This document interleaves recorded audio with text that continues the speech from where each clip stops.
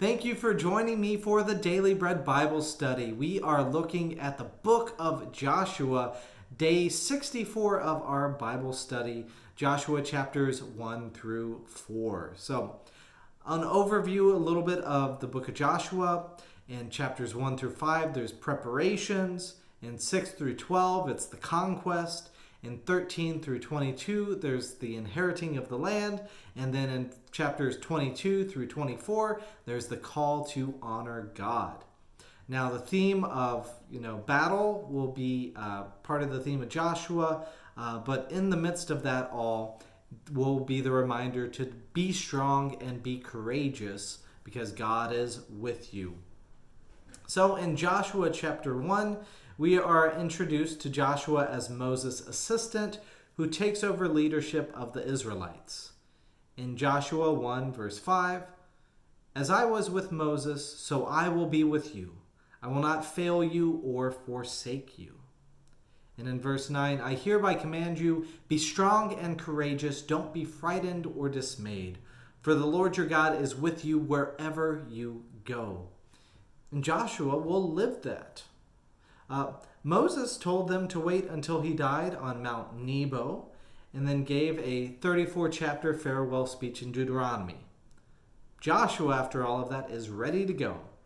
And Joshua tells the people to prepare and reminds the Reubenites, the Gadites, and the Manassites to fulfill their commitment to fight with the other tribes, even though they have already come into possession of their inherited land. In Joshua chapter 2, in preparation for this conquest, Joshua sends two nameless spies to scout on the land. They wander into Jericho, residing in an inn brothel in the house of Rahab for the night. The king of Jericho finds out and tells Rahab to give them up.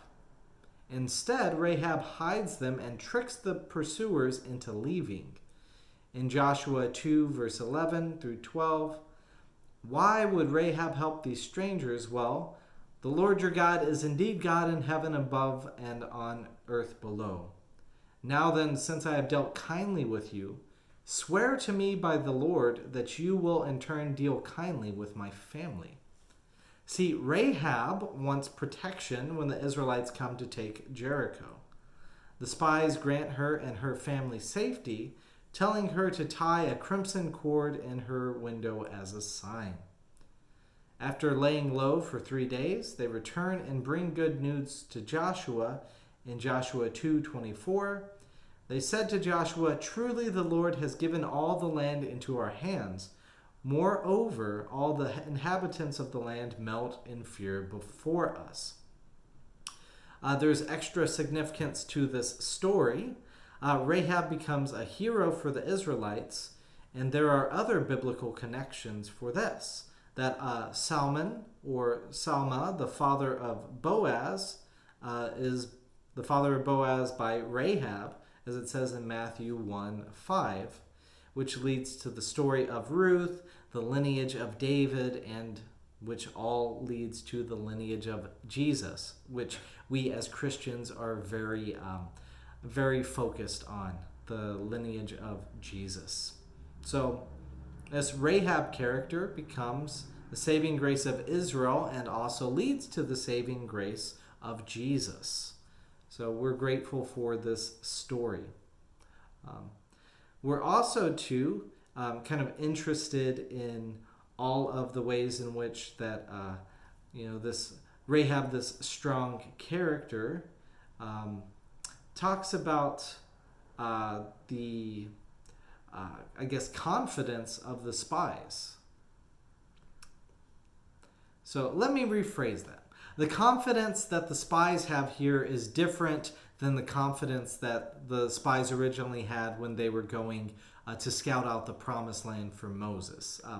There were a lot of doubt and skepticism about going in, but these spies are much more positive. So Rahab and Salmon are both confident characters and lead to this confident lineage in David and Ruth and Jesus. So moving on to chapter 3.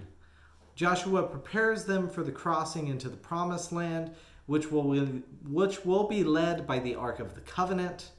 In Joshua chapter 3, verse 5 through 6. Then Joshua said to the people, "Sanctify yourself, for tomorrow the Lord will do wonders among you."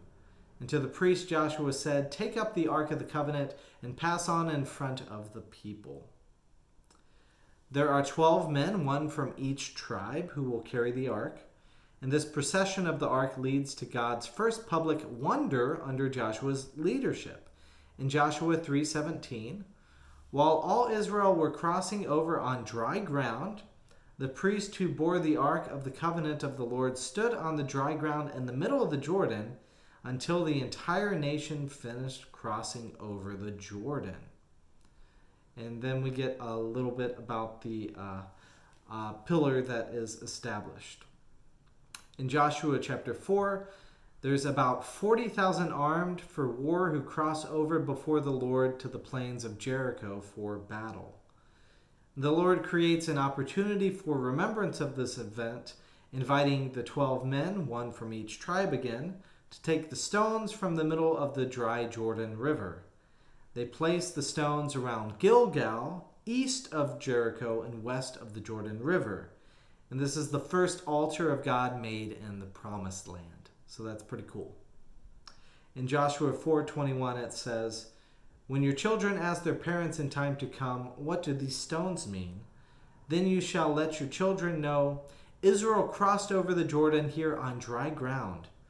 For the Lord your God dried up the waters of the Jordan for you until you crossed over, as the Lord your God did with the Red Sea, which he dried up for us until we crossed over, so that all the peoples of the earth may know that the hand of the Lord is mighty, so that you may fear the Lord your God forever." Because of God's wonder of stopping the river Jordan, Joshua experiences awe and his leadership is respected.